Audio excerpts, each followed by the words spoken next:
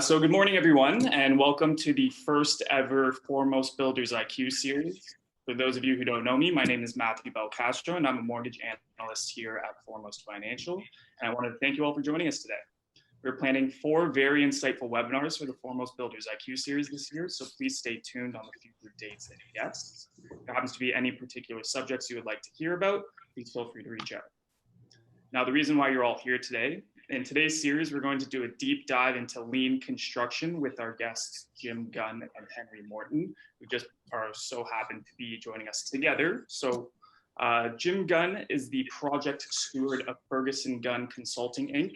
Ferguson Gunn Consulting is an Ottawa-based construction management consulting firm that helps adopt lean manufacturing practices that result in a more collaborative and effective project delivery methodology.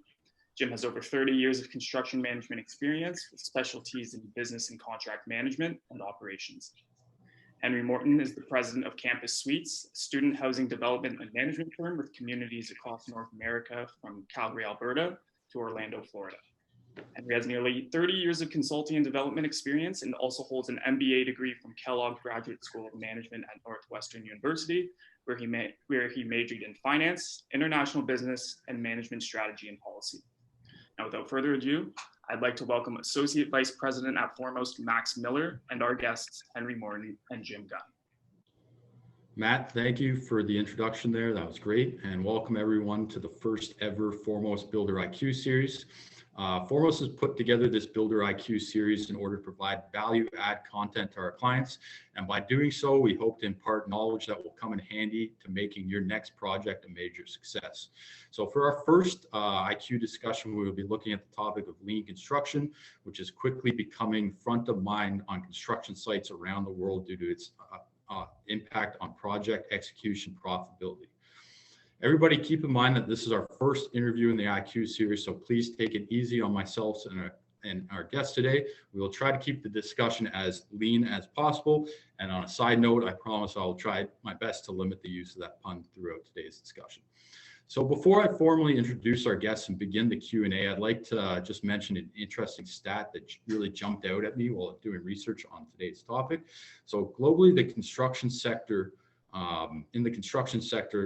labor productivity growth has averaged only 1% a year over the past 2 decades. And when comparing this to the total world economy, which has grown at 2.8%, and the manufacturing sector, which has grown at 3.6%, there's clearly quite a large gap. Another shocking statistic I found was that in the United States, since 1945, productivity in manufacturing, retail, and agriculture has grown by as much as 10 to 15 times, while productivity in construction has barely increased at all during that period. So there are a lot of different factors that impact the lack of productivity growth, including external forces such as regulations, but clearly firm level operational factors play a large role, and lean construction techniques are leading the charge to close that productivity gap. So without further ado, I'd like to introduce our guests today who provide a unique perspective on lean construction. Joining us today, as Matt had mentioned, we have Henry Morton, who's the president of Campus Suites, and he will provide us with kind of an owner's / operator big picture perspective on lean construction. And we have as well Jim Gunn from Ferguson Gunn Consulting, who will provide us the perspective of a thought leader, implementer, and facilitator of lean construction techniques. So welcome, Henry and Jim, and thanks for joining us this morning. Thank you. So just to start us off here, Henry, can you tell us a little bit more about your building career and how you became one of the largest student housing developers in Canada? Sure. It actually sounds funny hearing you say that because I think of myself as running this little business. But we started out doing conventional multifamily land development and tax credit in the United States, probably about 20 some odd years ago. And over the last 10 years, we're transitioned to Canada as we won a very large RFP at York University to build as many as 3,000 beds on campus as their solution provider. Over the last 10 years, as I mentioned, we've been exclusively in Canada. We've probably built, developed, managed or asset managed about 15,000 beds. And we've done about another 4,000 beds of third-party as they'd call it, fee management over the last 20 some odd years as well. So, you know, we think of ourselves right now as a 20-year overnight success, where we're sort of getting people to see what we're up to, but it's taken a long time to get to today. Great. And Jim, you've worked with Henry for a long time, and you've actually helped Foremost work through quite a complex project. Can you give us a bit more on your background, your career, and what exactly you do? I started out in the construction industry many years ago, as a laborer, and kind of worked my way up through various businesses, construction companies, owning a firm. We had 65 employees at one stage in the game. And really in 2008, I discovered the idea of lean while studying and looking for ways to accommodate and address the labor shortages that were clearly evident in 2008. And I was very intrigued with the idea and the potential to save labor, which was the main feature of lean at that stage. Linda Duxbury, a professor at Carleton, professor of demographics, had made a presentation in Ottawa and said to the group, looking at all those with white hair, and yes, I'd had white hair back then, that we as business owners were really screwed, because the entire first world was going through the same challenges with labor shortages, and the alternatives were not pretty. And at the time in 2008, early 2008, there were no pipe fitters to be found in Canada. You couldn't beg, borrow, or steal a pipe fitter. So that was really the writing on the wall. And so I got into lean. I've been a student of lean ever since. Henry and I met each other in 2014, did a couple of projects. We applied lean techniques on challenging projects, and demonstrated that they work. And I've been a student of lean ever since. So that's my history and what I do. Great. Yeah. So clearly we've got two guys who have experience in this type of stuff and should provide some great insight into the topic. So just to start us off, like during one of our discussions prior to this call, kind of described lean construction as about doing things better while using less. And kind of based on some research that I did, it seems like a lot of these techniques were kind of adapted from the manufacturing techniques in the auto industry, with the basic idea being that it's a lot more difficult to design a production system versus the actual product. You need to kind of focus on the efficiency of how you actually produce the goods versus the actual goods. So from a high level perspective, can you just take a moment to further explain the concept of lean construction for our listeners? So lean construction, the definition of lean construction is a method of production aimed at reducing costs, materials, time, and effort. Essentially, the methodology is to minimize the bad stuff that we do and maximize the good stuff. Using principles of lean construction, the desired outcomes would be maximizing the value and output of a project while minimizing the wasteful aspects and time delay.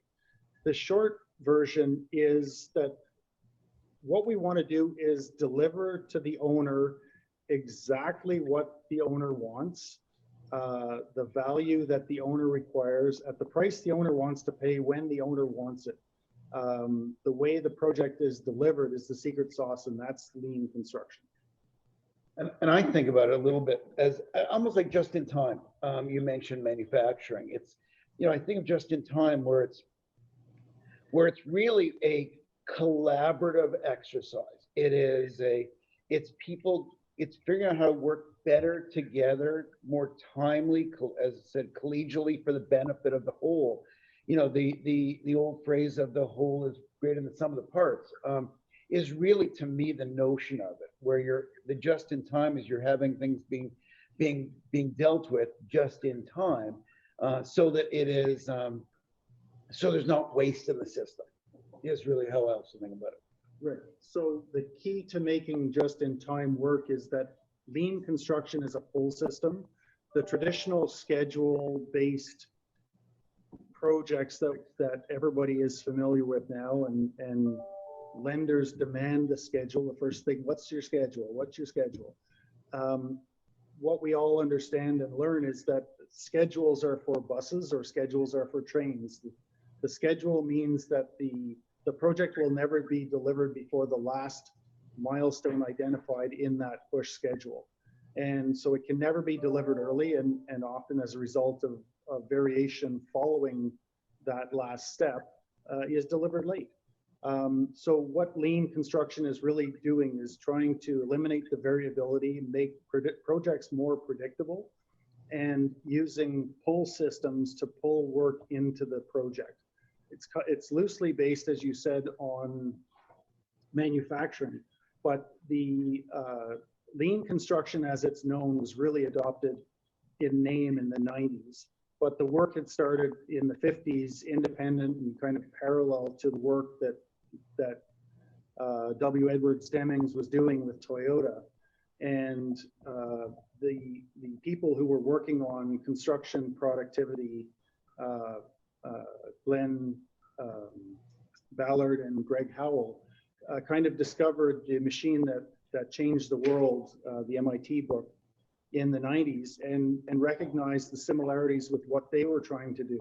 And it's really based around the Demings plan, do, check, adjust cycle.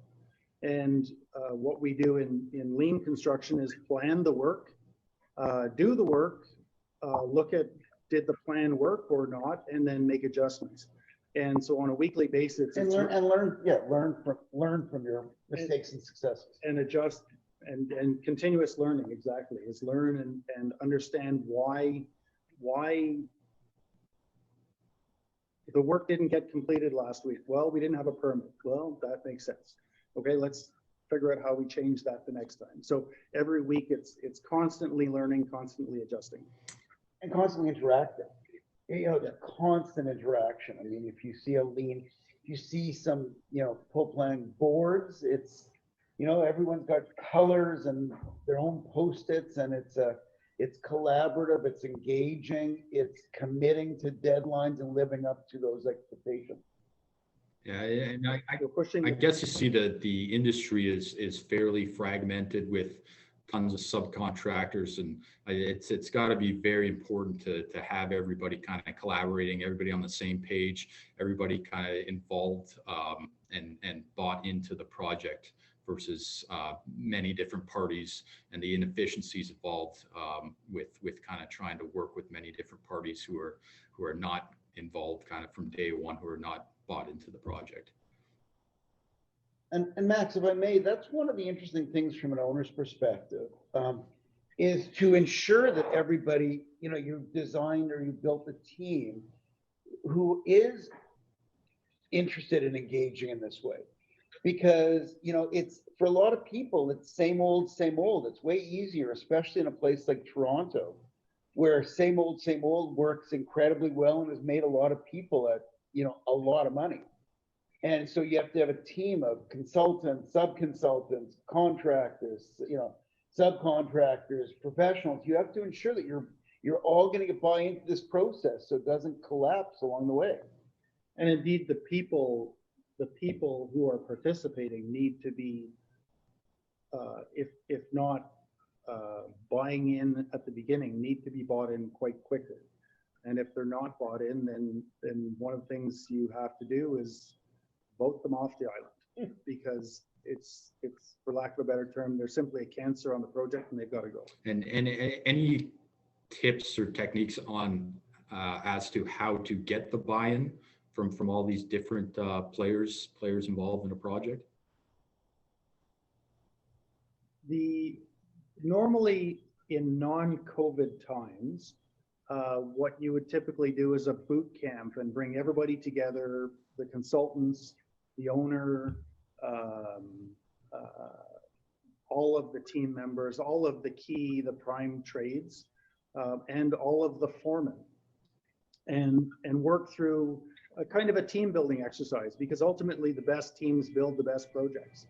And come up with through the course of a day or two, one of the projects we did, we had a 2-day boot camp, and we came out of the project with a plan. And we were up against a schedule challenge to deliver on time. And through the boot camp, we came up with a phase plan on how we were going to deliver. In COVID times, we've been challenged with trying to come up with a way of identifying the key milestones and with working with smaller groups.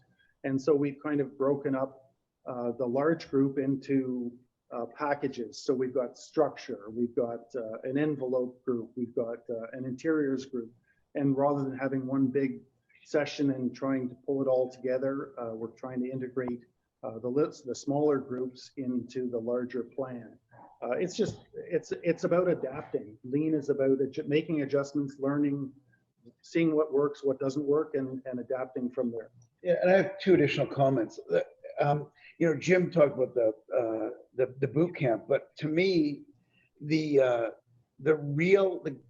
if you don't believe it initially, I find that if you see it happening, then, you know, initially and understand what is happening, you get buy-in much faster. People then say, oh, maybe this does work. And, you know, there's been many naysayers who do jump on board fairly quickly once they actually see it working. And you know, the second point I'd make is that I've really learned in dealing with a lot of people from some other work I do, that I have to figure out how to answer one question, which is, what's in it for me? And if you can answer sometimes to whether it's the consultants or the construction manager, the subs, if you can answer what's in it for me for each of them, and you can prove it, then you'll get much better buy-in.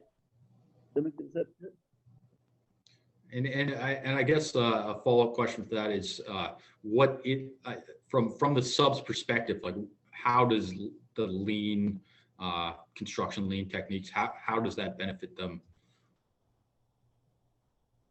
How does it benefit them?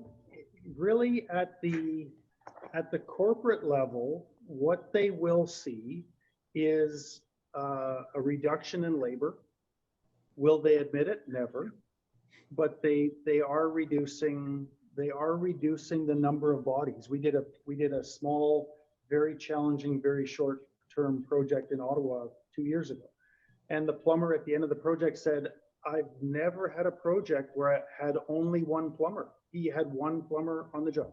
Never had to send him a helper, never had to send the service truck. It just flowed.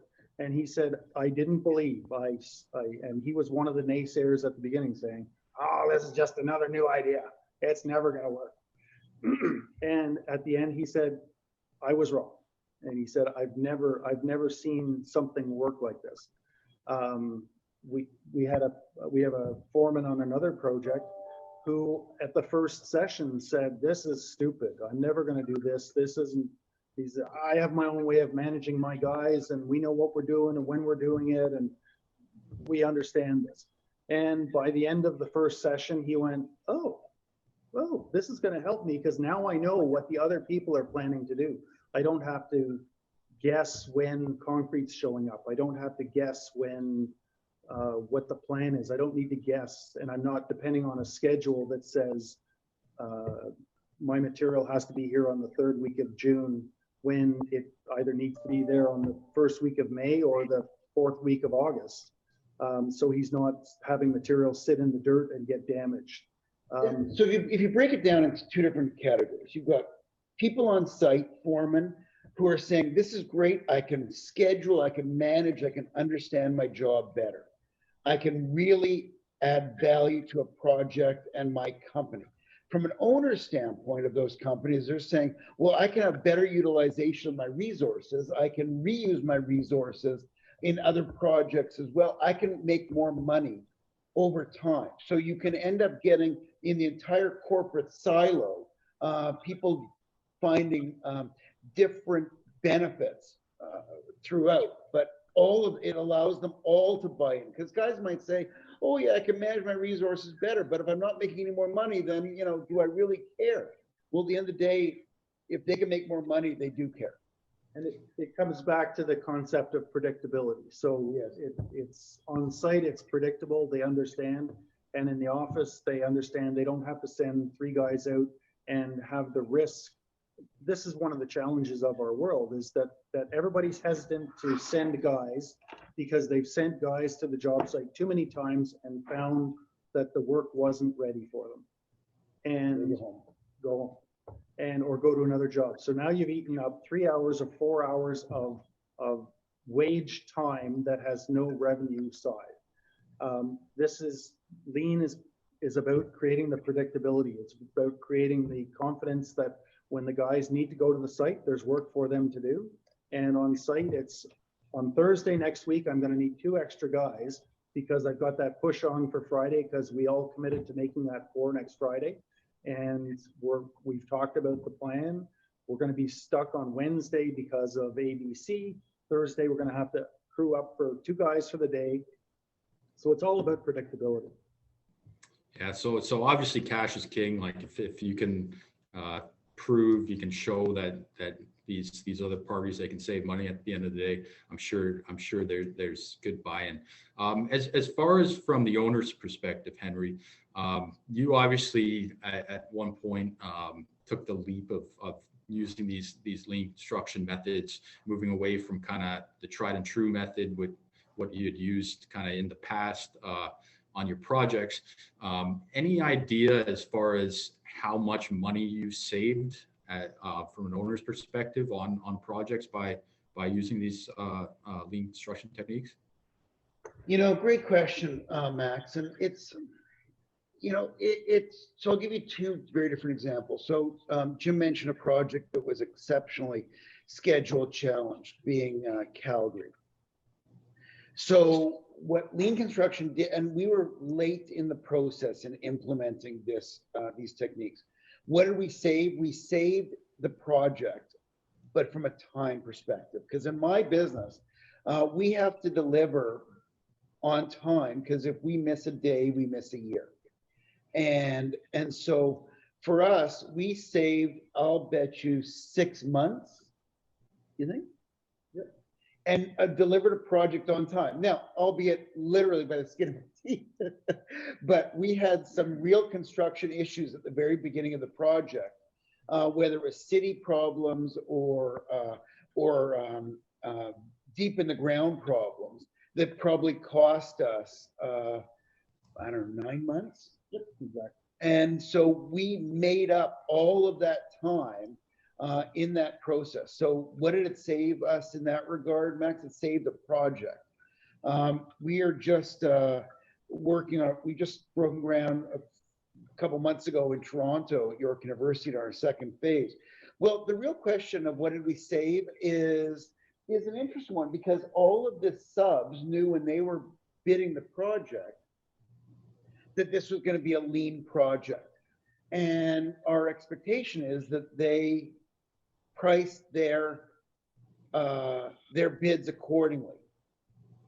And so we actually, you know, in the midst of all of this COVID pricing that people talked about, we actually came in considerably under budget on our project. Not so much in materials, you know, I will say, you know, I'm not going to kid you and say that all divisions are under budget, because they most certainly were not. But we did have some that some of the ones that are very labor intensive came up and really also were exceptionally valuable. So in that regard, I would say we're probably 5%, maybe under our expectation overall. You know, and this is a 300-ish thousand square foot project. So you save 5% on some of these projects, that's many millions of dollars. So a lot of money. As well as the time on top of that.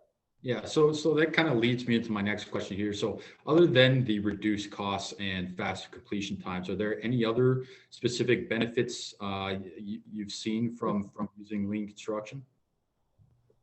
I mean, costs are related to both the initial cost, the cost out of the gate, as Henry referred, but there's also change orders, right? And the lean approach and the fact that everybody's collaborating on site, what we've seen is it's virtually eliminated, like zero, the stupid coordination change orders, right? The guy who missed the moving the wall 6 inches and wasn't caught till the millwork didn't fit, and everybody has change orders. It's eliminated all of those because everybody knows way in advance. Everybody's working together. It's clearly understood. At the site level, the supers, the management team, be it the developer, if they're an owner, developer, builder, the site supers, if it's a larger construction manager, their quality of life is way better because it's no longer a command and control approach. It's a team approach. They're the orchestra leader, and they're calling in the trumpet player when his part is beginning. Talking to the supers, we had a meeting with the super in Calgary, and we said, what do you really think of this approach? Because it was new to him and to his project manager, both youngsters in our world, but they were well bought in. And he sat there, and we were having a chat, and his phone wasn't ringing. He said, "Look, my phone's not ringing." He said, "People aren't looking for direction 24 hours of the day. They're not asking me to tell them how to do stuff. Everybody knows what the plan is. Everybody's working at the same pace towards the same goal." Why don't you tell them about staff and topping off C3? Right. Let's get this is the project we recently broke ground on, and we got the permit on January 4th. We had a session yesterday, a full planning session, and looking at the progress, the formwork guys said, well, we need 12 days of floor to build the structure. And as we worked through it and said, well, what is your process? Like, what's your walking through each of the tasks? Well, I need half a day for that. I need a day for that. I need half a day to do rebar. And so all of a sudden it went from 12 days to 5 days, and to 6 days, I'm sorry. And as we talked about it further, we kind of and we're talking about it, and it's the idea is if you're on a 6-day cycle and you're not working Saturdays and Sundays, then you're losing your 6-day cycle becomes a 10-day cycle or a 9-day cycle because of the strip time. So we kind of said to them, well, if your goal is for a 5-day cycle, which is what your boss has already said, then how do you do this? And they go, yeah, you're right. So they said, we kind of said to them, are you willing to move your stickies? And he said, yeah, I'm going to pour concrete every Friday. Great, perfect. So this is a team decision, right? And the team says, well, yeah, we can do that. We can get there. So we say to the superintendent, the staff, as Henry said, okay, so where do you think you're going to be in 3 months' time? So let's think this out. When are you getting your elevators? When are you getting your roofing? And he said, well, the schedule says I'm getting roofing. I'm doing roofing in August. The schedule says I'm doing roofing in September, and we're going to start the elevator at September 15th. And I said, that's great. So I said, why don't you go back to the board and look at when you're pouring concrete and when you're topping off? And so he goes, well, we're topping off. We're pouring the second floor poured last Friday. So third floor is this Friday, fourth, fifth, sixth. He says, I need the elevators in August. Yeah. And I said, are you sure about that? So he goes back and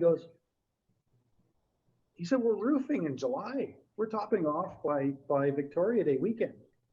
Yeah. So the schedule shows topping off in August. And all of a sudden we've discovered that he's topping off in May. And the work, the durations for the work has not changed. The time it takes to put a piece of plywood down has not changed. the integration and how the work overlaps and intersects changes because people have made the commitments to each other to work together, and that's what lean is about. And by the way, if you if you had asked anybody else for that schedule, any other general contractor, you would have come up with the exact same schedule of September, because that's what the schedule says. That's what it should have been. And so what is the difference for us? We've saved several months of time, which is ultimately several months of money. It gets guys on the site faster, off the site faster. And so it's you know, think of the value of that. Yeah, so I don't actually believe that saving general conditions or general requirements. I don't buy into that theory, by the way. I think that a lot of general contractors, you know, but by the time you do commissioning, by the time you do fit out, in our case, FF&E, blah, blah, blah, that they're still hanging around. We're not going to get them off the site 1 month or 2 months earlier. I don't actually buy into that argument, Jim. You know, they all put that forward, and I think they're all, you know, smoking bad dope. But the truth is that I think that if we can get all the other guys off the site faster, there is real value in that. yeah, so it definitely sounds like reduced cost, faster completions, and one thing I took out of that was kind of happier channel partners, trade suppliers, kind of not allowing them not to waste their time, being there for what they need to do. And obviously that's a big step for future projects as well. Being able to go back to these guys, they know how you operate, and at the end of the day, everybody wins. So another topic I just wanted to discuss, Jim, from a implementer facilitator perspective, are there any specific areas of a project that you typically see the most inefficiency in? Across the board. So I mean, if you go to a site that's doing drywall, you'll find there's stacks and stacks of drywall all over the place. Being moved multiple times. And waste is unplanned activities, inventory, things like that. So the drywall that's sitting on the floor that was delivered because the drywall contractor can deliver by the truckload and save subsequent deliveries, 3, 4, whatever subsequent deliveries, and the cost of a delivery is $30. That's just, to me, that one drives me crazy, because now you've got to move that stack of drywall 200 times. It gets moved around the floor. As the drywall's moved each time, the edges are broken. As the guys run the scaffolds into the drywall, the edges are broken. That's just typical of the efficiencies. We've been to projects where sure, before you go on, like that $30 the guy saved in that delivery, you're paying $200 by a different guy moving all that material each time. Sorry, keep going. We were on a project recently, and we stood back and, like, I've never been on a project with as much material on the floor as that project. And we stood back and watched for 10 minutes. And a number of people came into various rooms to do work, and not one of them could come in and not move something in order to set their ladder up, in order to put their tool bag down to do something, in order to, each time, every time someone showed up, they had to move something. That is, like, those things drive me crazy. And it's also a safety issue. I mean, every general contract right now is like safety manic. And, you know, crap around the building is a safety issue. Yeah, that's an interesting point there, because from Foremost perspective, one of the kind of high level things we look at when looking at builders is just the cleanliness of the site. Like if we see a clean site without materials everywhere, it's kind of shows us that the builder has experience, they have ability to execute. So it's just a very simple metric that we look when evaluating our projects, and it seems to really translate into the builder's ability, just the cleanliness of the site. So that's really interesting. So just moving on here. So I mean, the construction industry is kind of largely split between larger developers and the smaller type developers. We typically deal with the smaller guys, and when looking at kind of the baseline statistics, it seems like the larger guys typically are more productive, more efficient in their construction techniques. That's typically, I guess, because of the lack of resources from the smaller guys. So do you have any tips or advice on how to best implement lean practices for the smaller builders, mid-sized builders that may lack the resources of larger operations? I think it's not I mean, I don't believe that it's a resource question. I believe it's an engagement question. And while the larger builders do have resources, those resources come at a cost. And if you were to go out today and interview the the five largest firms in the country, and a condition of the contract was that they are practicing lean, every single one of them would say, yes, we are lean. We are lean. We are so lean. You can't imagine how lean we are. And when it comes to implementing lean on the site, starting engagement, they kind of look at each other and go, well, we don't do that. We have processes that preclude doing this type of thing. We have processes and constraints that preclude us from negotiating contracts in a way that's beneficial to you, Mr. Owner, as a lean project. So I would say it's really a decision to accept the way you've been doing work all along, and if it does not frustrate you, then you carry on. If the way the industry works now frustrates one, then they should say, how can I change and how can I do better, and jump into lean feet first. And you know what's one of the biggest reasons why we're talking about this? One of the biggest reasons is that we're all trying to find ways of reducing our costs of our projects. You know, especially now when costs have gone up so dramatically in the last several years. I mean, if you follow steel, lumber, concrete, drywall, it's making projects work is even more challenging. So one of the interesting, one of the points I made at the very beginning is if you can get your subcontractors, your contractor to answer the question of what's in it for me, and they see that, then it can work across all spectrums. And if you can demonstrate that there's value for those guys, they're not wasting the plumber who comes to site and they're not ready. So he sits at home and scratches himself for a couple of hours, not being paid, or they send him to another site. They lose a half day, and you say it, in fact, instead to the owner of the company. Think about this approach, even on small projects. You can say, what's in it for me? And if they have an answer for that, then that's why it can be used across all different sizes of builders. Great. And are there any software, systems, business resources, general tools that you can recommend that could kind of help some of the smaller guys with the lean construction? There's lots of people peddling software. There's lots of ideas around using Excel spreadsheets and things like that. But the real benefit is the collaboration and the one-on-one or the group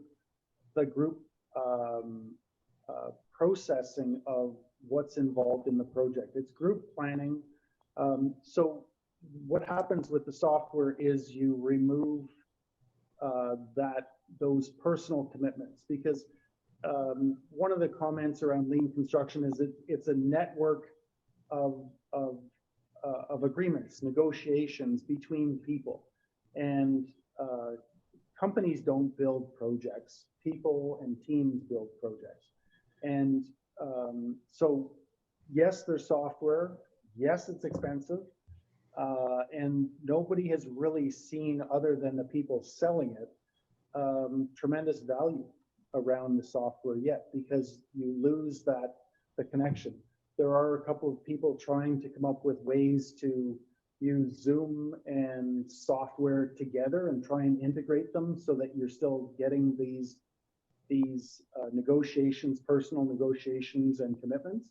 But there isn't really anything that's great. The cheapest, best solution is the stickies on the wall.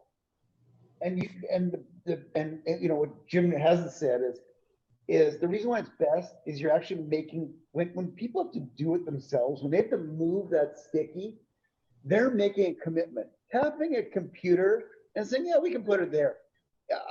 When you watch it in action, it's a different kind of a commitment.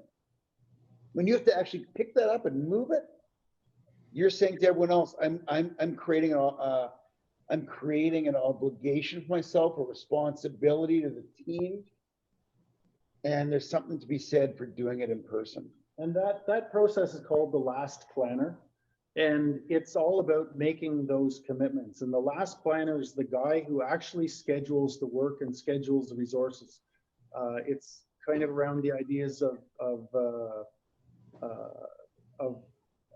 moving the leadership to the people who are doing the work, moving the planning to the people who are most familiar, most knowledgeable, most understanding of what's involved, what's in their way, identifying these tasks. I mean, Marquet in his book, Turn the Ship Around, talks about moving the responsibility to those with the information. Lean is exactly the same thing. That last planner is giving it to the concrete foreman who says, yeah, I can, if I move my sticky, I can change the next 6 months of work. And he goes, yeah, I'm willing to, I'm all in. I'm all in. Great. So just taking a step back here to that statistic I mentioned at the beginning of this call, is that the figure on labor productivity in the construction industry? Is that a figure that surprised you guys when hearing it? Well, the interesting thing is that the productivity, so Lean came about as a result of Ballard and Howell doing these studies into labor productivity. And the one metric that they kept coming up with, regardless of whom they talked to, the size of the contractor, the size of the project, the type of the project, was, and they surveyed over 2 years, 450 different supervisors weekly. And what they found was that 54% of the things that the supervisors planned to do in any given week did not get done. Simply, that's it. And so that means half of the things that are planned to do next week will not get done using the way we work today. And that's as a result of change orders not signed, disputes on changes, disputes on the cost of painting, just like all the various things that we do today. I have all my change orders signed. You do have all your change orders signed because they've been vetted by the best. Actually, it's funny you asked that, Max, because I would bet there's not a site visit that Jim and I do, and we do a lot of them, where we don't say, look at that guy standing on a pail, finishing the roof, for example, finishing taping or mudding a roof, whatever it might be. And we look at each other nonstop and say, the more things change, the more they stay the same. And there's still that guy standing on the pail, looking up, that same amount of time. And you say, are we surprised? That same guy will take the same amount of time to do that work. The different guy will take the same amount of time to hammer that he did previously. The different guy will take the same amount of time to pour the concrete. You can't necessarily fix those dynamics. You can fix the dynamics in between all those activities. But when you're on a job site and you say, does it surprise us about the labor or the productivity? I encourage everyone to go spend some time on job sites. First of all, it's exhilarating. Second of all, you'll scratch your head sometimes more than you could ever imagine, despite all the things we're talking about, because sometimes the more things change, the more they stay the same. And any other interesting new building trends, emerging techniques that you think will play a important role in increasing the construction productivity? It's we've looked at prefab, various components, various manufacturers, different things. There's certainly a home for prefab in the industry, and it's a matter of those companies who want to do prefab or those companies who are doing prefab of looking at it from a built cost as opposed to a competing with the way things are currently done. And the reason I say that is we talked to one prefab firm who we were really keen on, but they did not, in the final analysis, they didn't control their input costs. They were a Nike, they were a manufacturer, they were a marketing machine with, and their hope was to buy product from others and simply market it. It didn't work. We've looked at a bunch of other solutions, some of which I'm sure that people on the call are familiar with, and they're having their own internal challenges because their business model doesn't quite work. So prefab is the future because the efficiency. I was reading an article over the weekend. There's the efficiency of building a prefabricated wall panel compared to a site fabricated to the same area of wall on site is 5 or 6 times more efficient and safer. There's a whole series of metrics on factory building around environmental conditions, blah, blah, blah. But so prefab is the future. How it's going to shake out? Well, because what they haven't figured out yet is what's in it for me, the owner. If they're trying to save us general conditions, I don't buy into that. They've got to show me that the base build is less and that the efficiency is more. And we've seen a lot of these guys. We've met with a lot of them, and they're just not ready yet. And they haven't figured out how to take the costs out of the channel so that each step isn't an increase, doesn't have material and overhead built into every cost. So it keeps layering, but instead take all those input costs as, by being an entire vertical themselves, and then do profit on top of that. So it's not multiplying all the way through, or compounding, maybe is a better word, all the way through.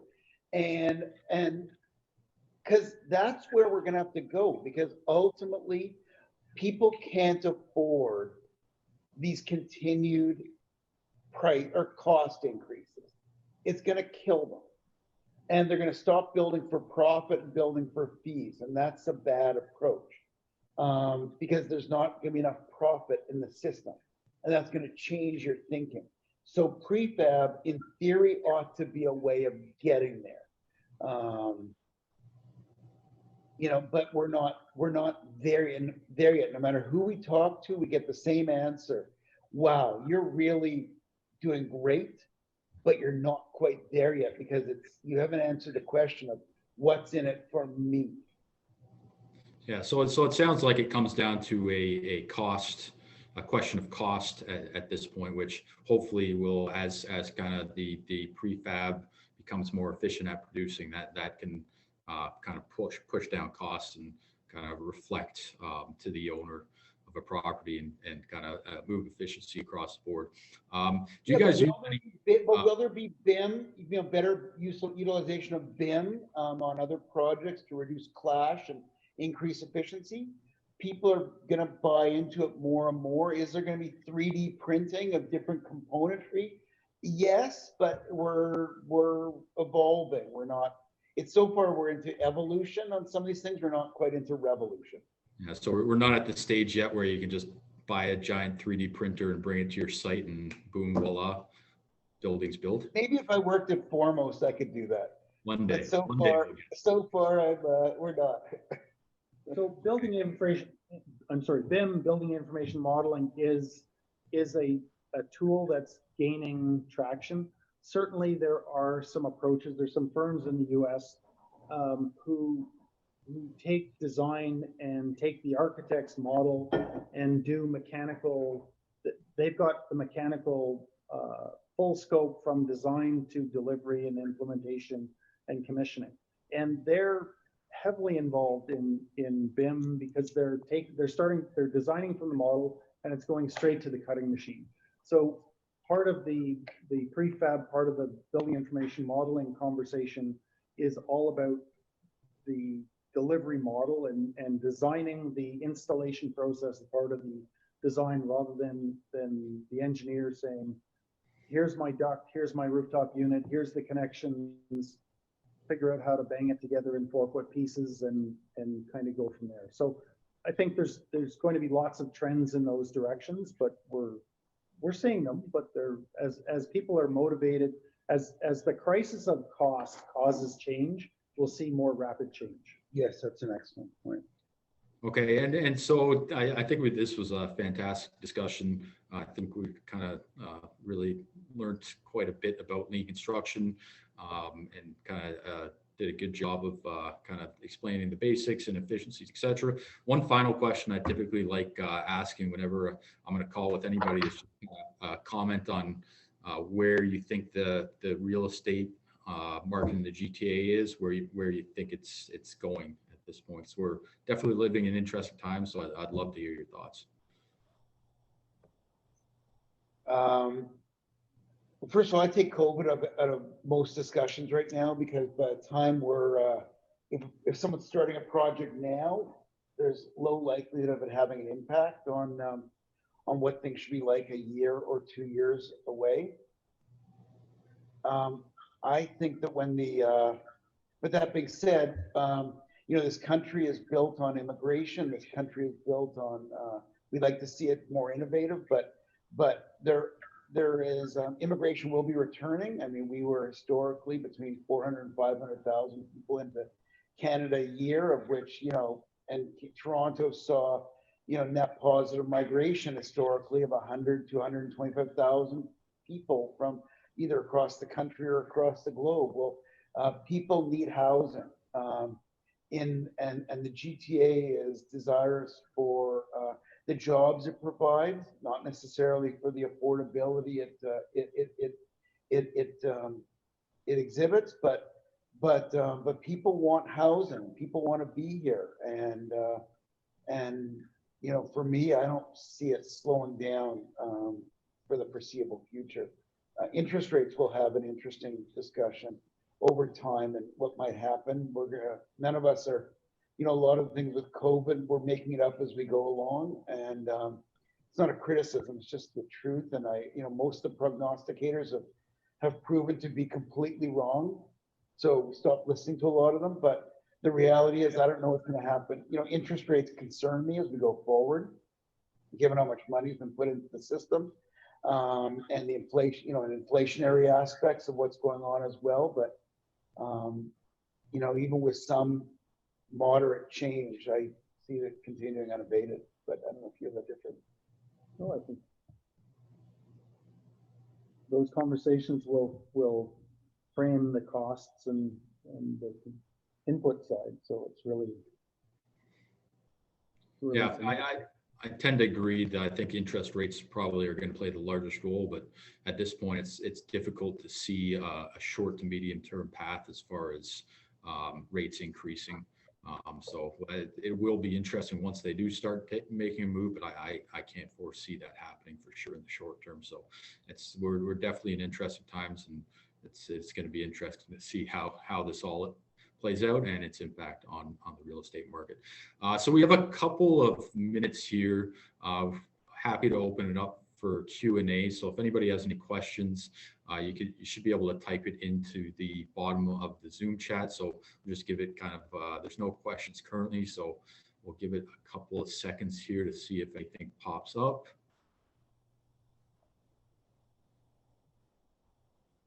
People snoozed out.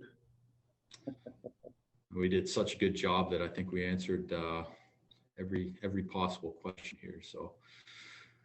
Okay, so I guess we can we'll wrap it up. So we hope everyone enjoyed our lean discussion on lean construction. Had to get that in there one more time. Thank you, Henry and Jim, for the great discussion, and thanks to the audience for tuning in. Foremost looks forward to continuing our Builder IQ series. Please stay tuned for announcements on future topics, and any feedback, of course, is welcome. So, it looks like one question up here. It's just Evan Cooperman saying we did a great job. So, pat on the back. Thanks again, and look forward to continuing this series. Thanks, guys. Thanks for the opportunity. Thanks, Matt and Evan. It's for the opportunity. Appreciate it all.